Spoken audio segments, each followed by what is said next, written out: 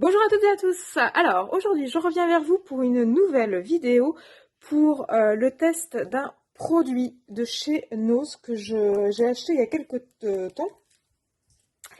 Donc j'ai acheté ces petits tampons. Donc à la base, donc c'est des tampons de la marque Réer. Ce sont des tampons à la base pour les savons. Donc j'en avais acheté deux paquets, ça coûtait 79 centimes. J'en ai des ovales, j'en ai des rectangles. Voilà ce qu'on peut obtenir, une rose avec un petit nénuphar et un fait maison avec La vie est belle. Voilà, et donc je vous avais dit, en fait, je les ai achetés, c'est pas pour les savons, parce que je ne fabrique pas de savon. J'aimerais les utiliser en scrap. J'y voyais deux intérêts. Le premier, c'était de les utiliser comme des tampons, donc avec de l'encre pour tamponner les cartes. Le deuxième, je voulais tester avec de la pâte, je sais pas comment on appelle ça, ouais, de la pâte de la do and dry, c'est de la pâte un peu comme de la pâte à modeler qui durcit, auto-durcissante, voilà, c'est le mot que je cherchais, de la pâte auto-durcissante pour faire des petits embellissements, par exemple pour des albums, ou même des cartes, parce que je les trouvais chouettes. Donc voilà pour ces tampons. Donc je vous avais dit que je voulais les détourner et que du coup j'allais tester parce que j'étais pas trop sûre de mon goût. Donc là vous voyez, ils sont encore dans leur emballage. Donc je vais les ouvrir et je vais carrément tester en direct avec vous. Alors en fait je vais tester trois techniques. Donc je vais tester la bonne vieille technique avec le bloc acrylique et le pad d'encre. Donc ça c'était mon idée de base pour faire du tamponnage de base. On va tenter avec la Do and Dry. Ça c'était aussi mon idée de base. Et on va tester une troisième technique qui m'a été suggérée par une abonnée, le tenter avec de la mousse magique. Donc la mousse magique, c'est quoi? C'est un espèce de petit bloc en mousse que l'on vient chauffer, que l'on vient imposer sur un bloc de texturé. Donc ça peut être un classeur d'embossage, ça peut être une matière un peu texturée. Et on s'en sert ensuite en utilisant des pâtes d'encre pour transformer en gros des plaques texturées, des classeurs d'embossage en des tampons. Donc ça, je vous ai déjà fait une démonstration au moment où je l'ai acheté. Je vais vous remettre en barre d'infos le lien vers la vidéo, que vous puissiez voir toutes les utilisations qu'on peut en faire. J'avais été vraiment conquise au moment où je l'avais acheté. Et donc je vais le tester avec ça, parce que j'ai une abonnée qui m'en a parlé, et effectivement, son idée était loin d'être bête. Donc je vais le tester avec ça. Donc voilà pour le principe de cette vidéo. Donc on va commencer par, on a dit, l'encre classique. Alors je vais en tester plusieurs parce qu'en fait là vous voyez que le motif est complètement creux, et là je vais tester avec celui-là parce que là le motif il est en relief, c'est à dire que l'écriture là elle est en relief par rapport au fond, et là c'est creux comme ici. Donc on va tester sur ces deux types de tampons. Déjà, but du jeu, ouvrir l'emballage.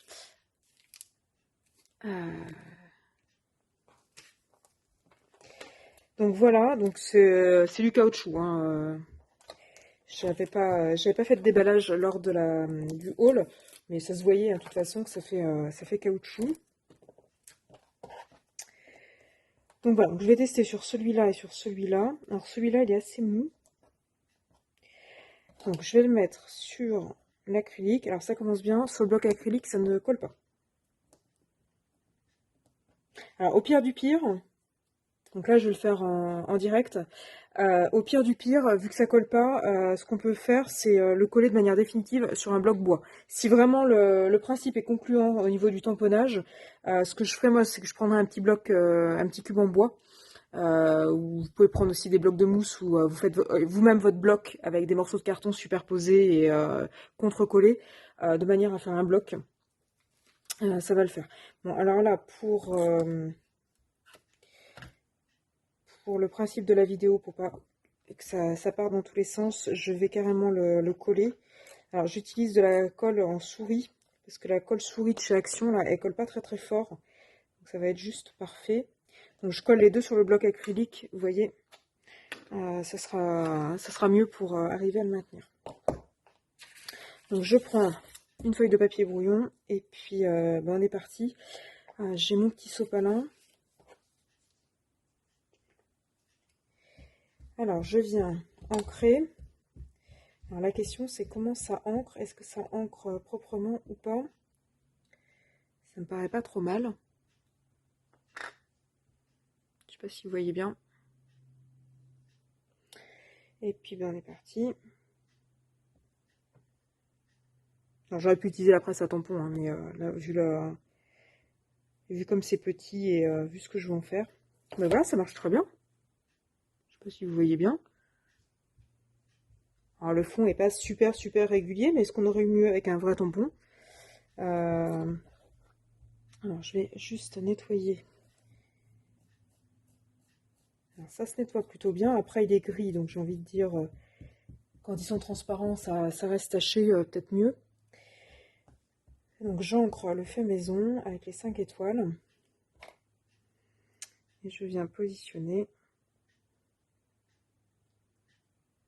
Ah bah, c'est pas si mal que ça. Pour un produit qui n'était pas fait pour à la base. Donc, vous voyez, en fait, ces blocs...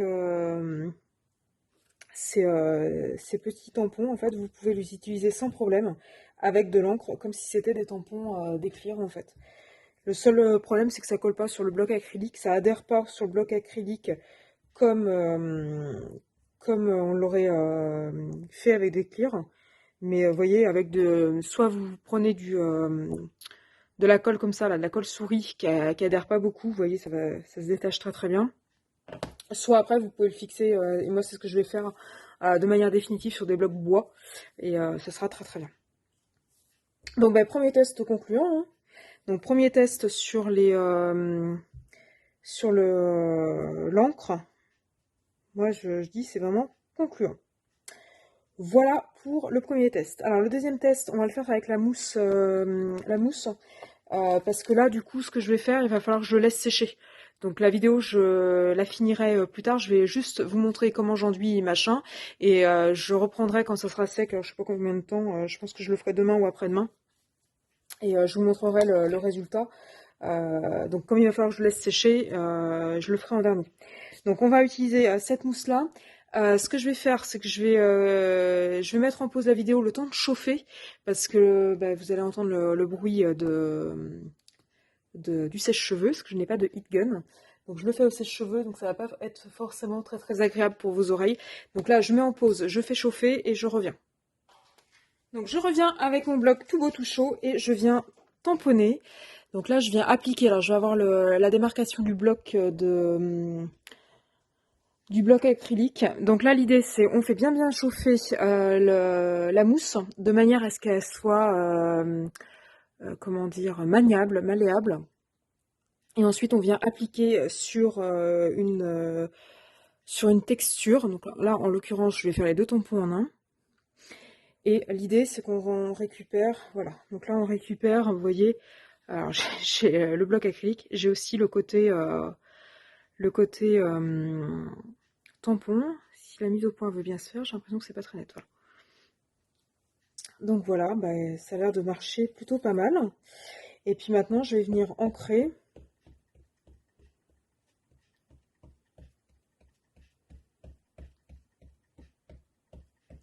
Je viens ancrer mon bloc. Je viens le réappliquer sur ma feuille. Donc là, je l'ai fait vite fait. Ça ne peut pas être top. Voilà. Donc là, je l'ai fait un peu à l'arrache. Ah oui, bah du coup, le fait maison. Alors, le fait maison, c'est pas une bonne idée. Maintenant que je le vois, je me dis que, effectivement. Donc le bilan du test, c'est concluant, ça s'est bien décalqué, on voit bien le tamponnage. Il y aurait moyen de rendre le truc un peu plus joli en ayant supprimé les contours, etc. Enfin, il y a moyen de faire des choses. Ceci étant dit, le fait maison, j'ai pas pensé qu'en fait, comme je prenais comment dire, ça c'est à l'envers, donc quand je vais le tamponner, ça va se retrouver à l'endroit. Sauf que là, du coup, ça se retrouve à l'endroit sur ma plaque. Et comme je retamponne dans l'autre sens, du coup, de nouveau, ça se retrouve à l'envers. Donc, les inscriptions avec les textes, en réfléchissant bien, j'aurais pu y penser avant, l'inscription avec le texte, c'est pas une bonne idée. Après, l'inscription avec le petit nénuphar, là, ça peut être pas mal. Je pense que ça marchera aussi avec la rose. L'idée est pas mal. Après voilà, j'ai tamponné, et j'ai pas énormément de relief, je l'ai fait un peu rapidement. Voilà, j'ai pas énormément de relief. J'aurais dû chauffer peut-être ma plaque un peu plus. Et à mon avis, ce qui serait pas mal, c'est de le faire, mais sans le bloc acrylique. Parce que là, du coup, en fait, le bloc acrylique, c'est lui qui a surtout appuyé et qui a surtout marqué. Je l'aurais mis directement sur mon bloc mousse et j'aurais appuyé avec mes doigts. Ça s'en renfonçait beaucoup plus. J'aurais eu beaucoup plus de relief, hein, sur ma plaque. Et je pense que ça aurait été largement mieux. Bon, maintenant, la bêtise est faite. J'ai... Voilà. Hop. Donc là maintenant pour celles qui n'auraient pas vu ma vidéo, donc là maintenant vous voyez ça se nettoie très bien. Pour réenlever ça, il suffit de réchauffer et du coup le bloc redevient comme neuf. Donc voilà pour ceux et celles qui ne connaîtraient pas la mousse magique. Ça marchait très bien en tamponnage, c'était déjà un tampon, donc c'est pas forcément une grande nécessité de passer par la mousse. Ceci étant dit, on va dire que le test est quand même assez concluant, ça décalque bien. Voilà, en prenant quelques précautions, je pense que ça passe. Par contre, pour les tampons écriture, ça marche pas du tout vu qu'on fait deux transferts. Du coup, on le récupère dans le même sens qu'il était à la base. Donc on va dire pour l'encre, pardon. Pour l'encre, 100% réussite. Pour la mousse magique, 50%, même si voilà, l'idée de base était loin d'être bête. Voilà pour ce deuxième test. Donc on va passer maintenant au troisième test sur la fameuse Do and Dry. Donc on est parti. Donc là, je vais l'appliquer. Je vais juste vous montrer comment c'est. Et je finirai la vidéo plus tard pour vous montrer ce que j'ai obtenu, si ça vaut le coup ou pas pour le faire. Donc je vais le faire. Tac, je vais le faire avec le petit nénuphar et je vais le tenter avec le petit truc La Vie est Belle. Parce que là, comme il y a un petit rebord, ça va me permettre de pouvoir positionner de la crème, enfin de la pâte à l'intérieur. Donc je vais prendre ma pâte. Oh, elle est toute sèche. Elle a séché la pâte. Ça va être très compliqué là. Ah, elle a séché ma pâte. Je vais pas pouvoir.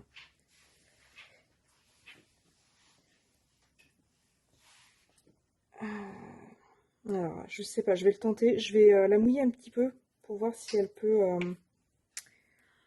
Si on peut en faire quelque chose. Donc, j'ai mouillé. Je patouille, je patouille. Alors, ce que je vais faire, c'est que je vais, dans un premier temps, je vais juste appuyer. Voilà. Je vais soulever. Est-ce que ça va se décoller facilement? Oui, non, peut-être.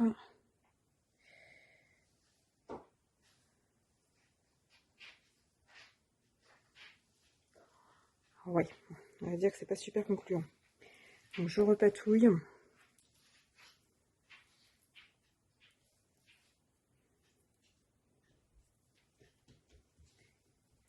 Je repatouille. Donc je vais essayer d'en mettre partout. Alors, par contre, ce que vous pouvez faire, il n'y a pas de souci, vous pouvez tamponner juste. Vous prenez un bloc, vous l'aplatissez et vous tamponnez. Il n'y a pas de souci, parce que comme c'est fait pour du savon, que ce soit de la pâte comme ça ou du savon, je pense que c'est à peu près équivalent. Donc voilà pour le premier. Je malaxe la deuxième. Petite boule. Et je vais venir le mettre sur le deuxième. J'avais prévu une petite carte pour écraser, mais finalement j'en aurais pas l'utilité.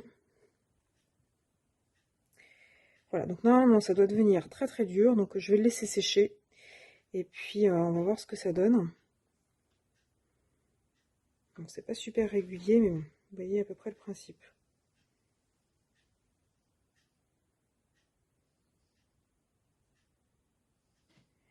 pas si mal que ça, hein. Vous pourriez même le laisser sécher comme ça et garder juste, faire juste l'empreinte et le laisser sécher comme ça.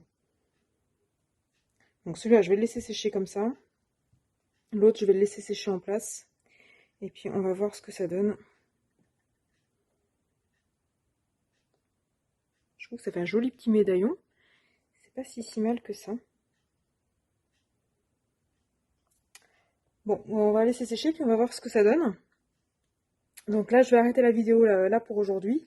Et puis, je finirai la vidéo demain pour vous montrer ce que ça donne quand c'est bien dur, si ça vaut le coup ou pas. Et puis, on fera la conclusion de cette vidéo dans la foulée.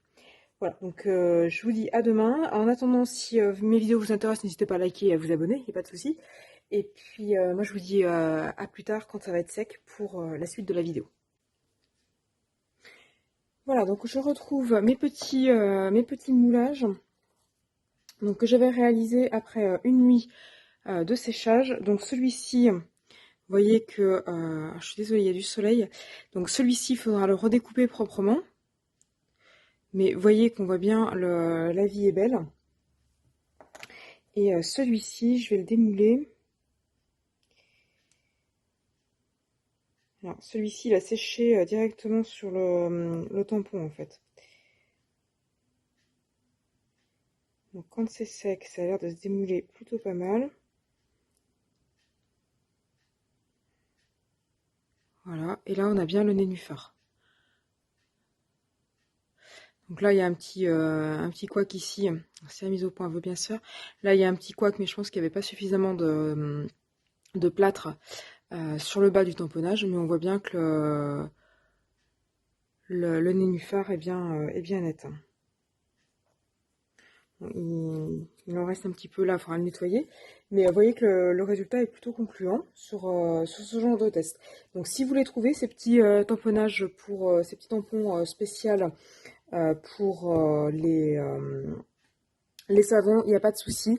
Vous pouvez les acheter et les utiliser soit avec de l'encre, comme ceci pour faire un tampon type clear, tampon clear, et vous pouvez les utiliser pour faire des petits moulages avec de la pâte, ce que j'avais utilisé là, la Do and Dry de chez Action. Vous voyez que ça marche plutôt pas mal. Donc là, vous pouvez faire des jolis petits embellissements pour faire des cartes ou des albums, faire des espèces de petits cabochons. Et ensuite, je pense que ce sera possible de les vernir pour qu'ils aient pas cet aspect un peu poudre entre guillemets, les vernir qui soient vraiment très très jolis, et puis même là on pourrait rajouter un petit peu de peinture dorée ou un petit peu de peinture dorée à l'intérieur pour faire ressortir la petite inscription ou ici sur le fond. Donc là je pense que franchement il y a du potentiel aussi bien au niveau du tampon que au niveau des petites moulures. Donc voilà pour ce test en direct des tampons savon de chez Reher, acheté chez Nose. Donc vous avez mon avis, ça marche très bien avec l'encre et ça marche très bien avec la pâte type plâtre. Donc voilà, donc j'espère que cette vidéo vous a plu, vous aura inspiré. Si vous avez ces tampons, vous voyez que vous pouvez les utiliser en scrap. Donc n'hésitez pas à me dire en commentaire si vous les avez trouvés, si vous les utilisez, comment ça se passe avec vous. N'hésitez pas à mettre tout ça en commentaire. De manière plus générale, si mes vidéos vous plaisent, n'hésitez pas à liker et à vous abonner à ma chaîne pour être tenu au courant des futures vidéos que je pourrai poster. Et puis moi je vous dis à bientôt pour une nouvelle vidéo.